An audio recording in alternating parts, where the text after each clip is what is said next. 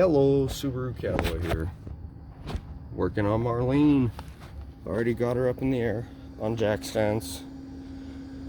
I'm not going to show that process because it's different for every vehicle, and with this one I had to use the frame because the frame or the pinch welds were a little rotted out. But oh boy, we're going to rebuild some suspension today, and let me just walk y'all through the first couple things that went wrong.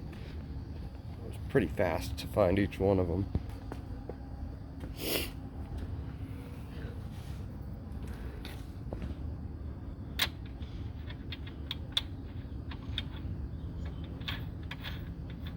Now, just for reference, the only tools I have pulled out so far are those 2 wrenches, my impact, and a set of sockets that only go up to 19. So, rut-row raggy. So that's a thing, but luckily we got some axles here already, so not too stressed about that. But these bad boys, I've been driving her the past couple days, just kind of feeling her out, seeing how bad stuff really is. And she is a little floaty on the freeway.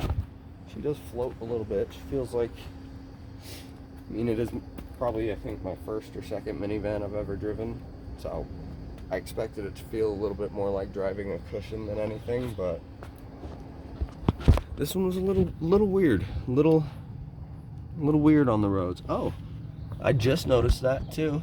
Good thing I found out I did get all 4 sway bar and links, so that's fantastic.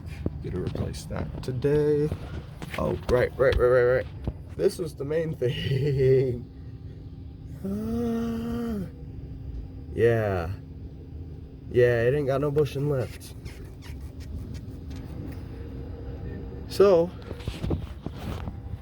well, we've got pretty much all of this. I'm realizing now I should have ordered some inner and outer tie rods. I'll get them on the way a bit later. And I'll get some sway bar bushings too with that. These guys right here. And I'll just do those all together. That side's going to be worse for the tie rod, so I'll probably show that side instead of this side. But I thought about it, and I'm going to try 2 different forms of content and kind of let y'all pick. I'm going to try long form, which is what that last one was. There's a whole lot of silence, which, thinking back, I'm not sure if I'll go with that either way, but I'd rather give y'all an option. See the process or see the results. Your choice. But yeah, catch you in a second once I've made some more progress. Alrighty folks, let's remove the control arm. So for this one, it's a little bit weird. It uses a 21mm nut up top and then a T55 20, which this may or may not work as I need it to, but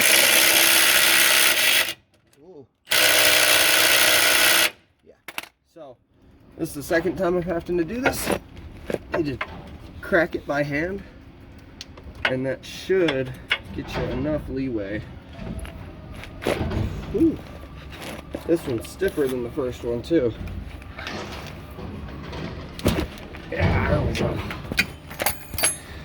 Damn, bumper shaved me a little bit. Shit. Ow.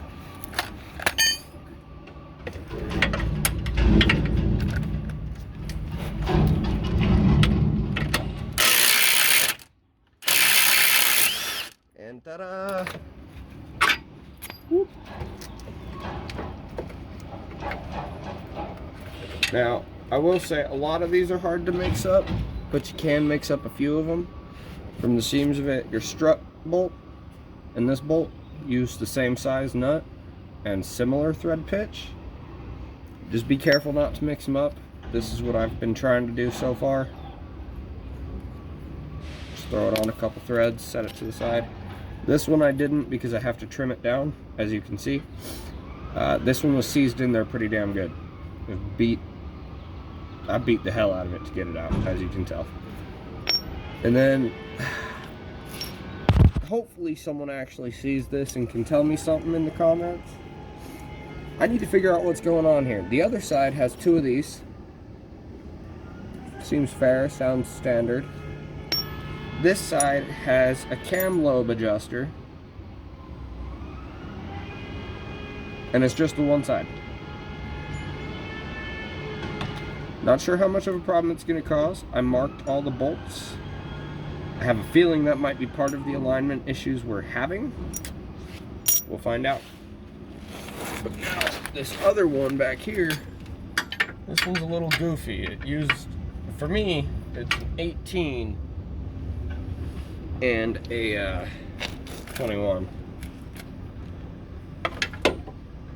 Now, I'll be honest, the other side I did it the smart way, and I put the axle in after I took everything I needed out and apart. So, I'm realizing now that's the better way to do it, but we're on this adventure together, and so long as I don't damage the new CV axle, we're good. So our next goal, this guy we're gonna get very last. This guy we're gonna get last. You'll see my method in a moment. But then we need that guy to pop all these little clips off, which most of them are in bad enough shape I can just pull them out. As you can tell, previous owner zip tied at some point. Sorry, we got a local garbage truck coming through. Shouts out to the waste management people. Jokes. But yeah, let's get this bolt undone. I'll try and give you a decent view here. I can only do so much using my phone. Oh, that's not gonna see shit.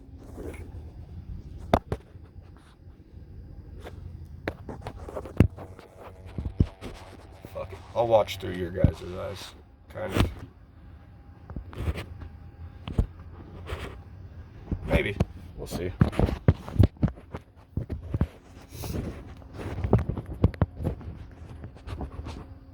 Yeah, fuck it. I'll get back to you when it's out.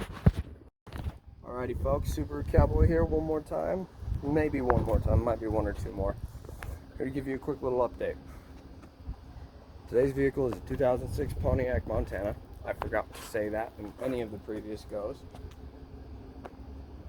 If you're doing a front end rebuild like I am, it is hellacious going in blind. It sucks. So, hopefully I can alleviate some of that for you. Because I couldn't find anything about any of this online. Could find it on the G6 all day.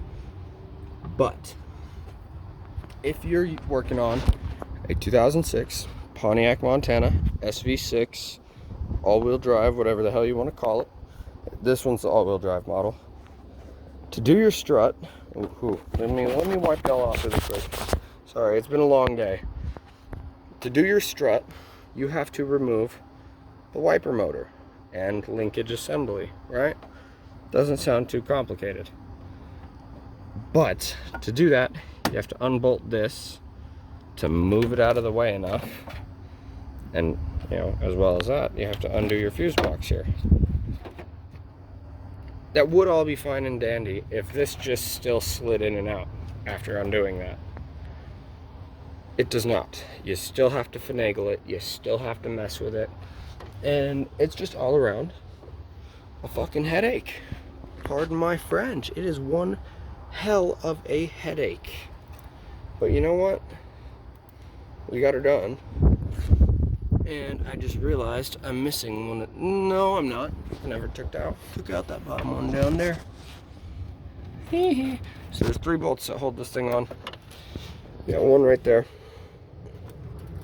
Right at that edge. Right there. And then the other one. Let me see if I can't. Because I haven't been able to actually get a visual on it. So let me try and get one for y'all. Yeah, right behind that hose. Goes in there. And then of course it bolts up to the strut tower there. Then over to this bit of framework right there. And then yeah, once you get that all taken off, I highly recommend just a stubby 15 mil. This is going to be your best bet. If you happen to have one of those, I just got one, I was going to use it. It's chain driven drive extender, I think is what it's called, something like that. It's essentially just a drop down so you can reach your impact in the super tight spaces. It will most likely work on the driver's side strut. That one over there will most likely work 100% fine, no hiccups, no nothing. This side, not completely sure. I'm not sure how well it'll work because it is still a little bit more cramped over here. Might work just fine. I didn't get around to trying it. But beyond that, we're pretty much getting there.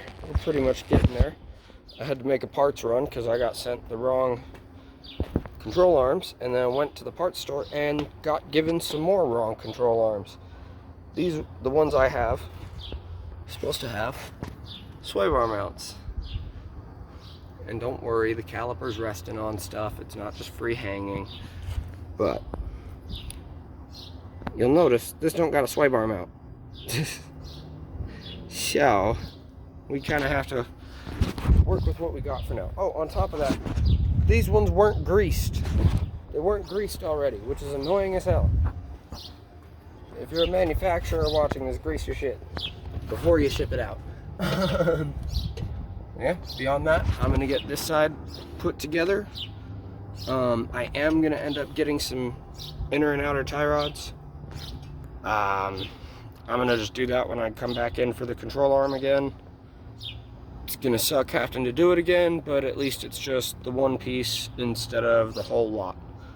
Because, well, these control arms are pretty easy and even easier without the sway bar on. So, whoop, let's get going. I'll show a little bit of the work here.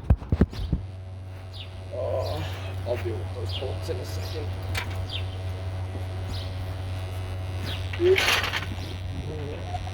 Now, when you're tightening bushings, ball joints, or anything like that, you want it under load. And I'll be completely honest, some of this I'm going to be terrible and just use my impact for. So I'm a lazy son of a gun. And I don't have a choice on this lower ball joint nut, so I'll be lazy where I can, right? Now, I could not tell you the exact torque specs off the top of my head. I actually have the repair manuals lying around somewhere, so I might try and go through and put that in the description or some nonsense. But personally, I've worked on my fair share of these, so I'm just going to get it to a point where I know it's good, and to where I can get the cotter pin in. Oh, damn. With everything and being an 18 all of a sudden. Should be a 19. Or 17. Almost rounded out the castle nut there.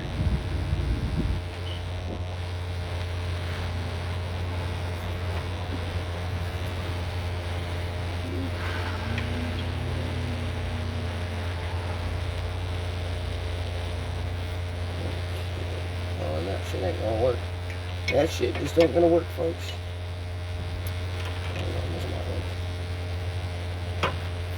Yeah, it's gonna work how I need it to.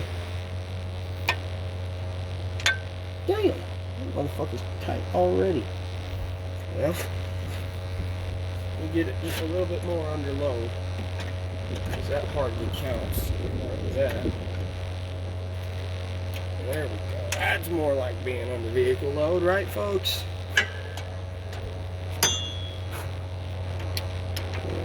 We'll just give it a couple more good.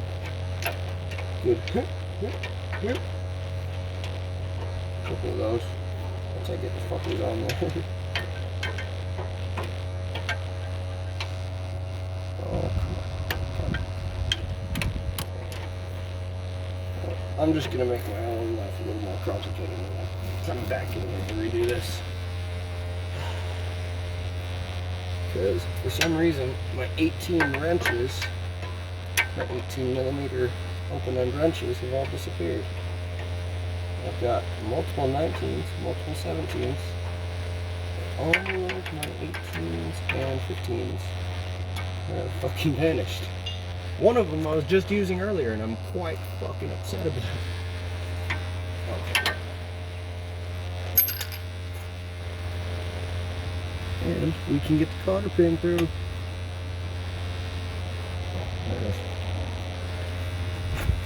If you can, always try to use a new cotter pin. What the fuck? Just jumped out of the bag. Yeah, always try to use a new cotter pin just to better that way. Yeah. Unless your cotter pins are already brand new, then fuck it. Reuse them.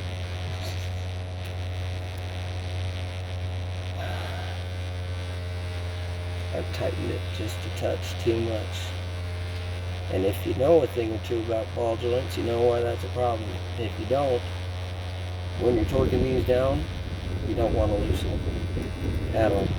Even if it's just a tiny bit, you don't loosen them. You either tighten or you tighten some more. So we gotta figure out how to tighten it some more. Hopefully without stripping it out.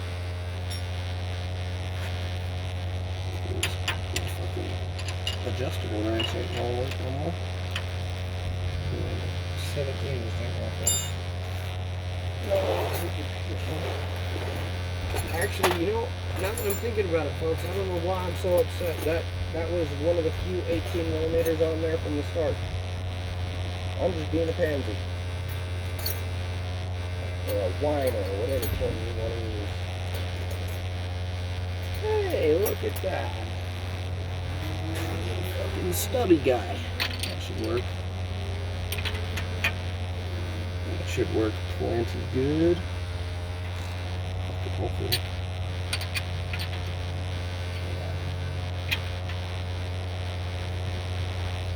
See if I can get enough leverage on there.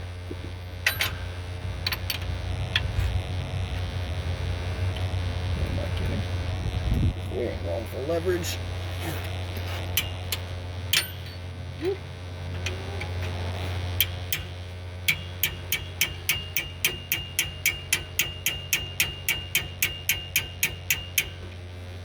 Now, I don't normally advise doing this, but in this case, the ball joint just don't want to tighten no more, so you gotta do what you got to do.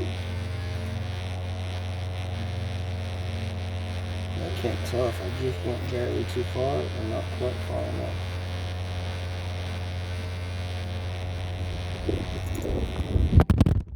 Oh, my bad, let y'all fall over.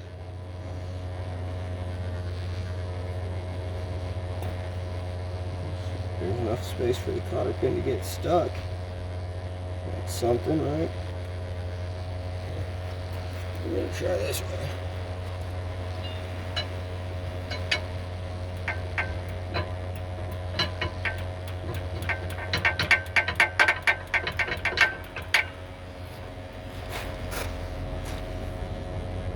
That ain't getting me nowhere except in a pickle. Shit. Well. Back to plan B, I guess. Oh, shit. I might have to do the bad thing. Let's see.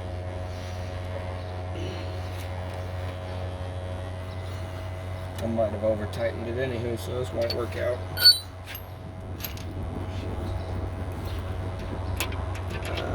Blood warning, just in case any of y'all are squeamish. I did cut my finger pretty good earlier, and it's probably going to start bleeding again shortly.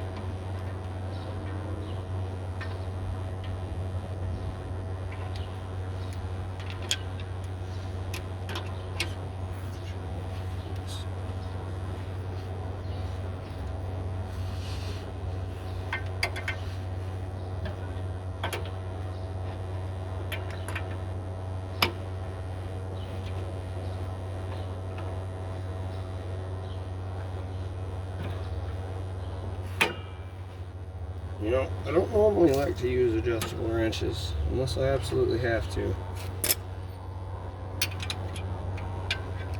And other times it's the first tool I jump to. I'm just going to give it a very light with the stubby guy instead of how much we tightened it before. Well, honestly, the only reason I'm okay with doing some stupid shit or some sketchy stuff is because I know I'm going to be redoing this soon. I like having sway bars. I don't know about y'all. I like them. They're kind of nice. Or anti-sway bars, if you want to get technical, whatever. I like having it, so I'm going to try and keep the front one. There we go. Now for the fun part.